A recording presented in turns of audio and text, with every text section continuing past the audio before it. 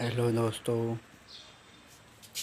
देखो दोस्तों, ये है प्लेटिना बाइक 2020 मॉडल का इंजन। ठीक है, डिस्कर 100 में फिट किया है और प्लेटिना 100 का इंजन है सेल्फ में। ठीक है, ये देखो बजाज की बाइक है। हमने कार्बोरेटर भी वही लगाया है, सब चीज़ वही है। इंजन चेंज किया है और वायरिंग चेंज की है इसकी। ये वायरिंग है, डिस्कर की नहीं लगाई, प्लेटिना बाइक की लगाई है।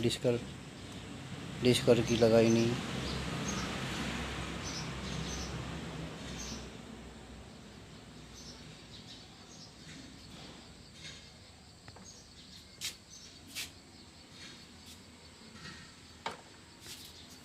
और सब कुछ इसमें वही है सिस्टम।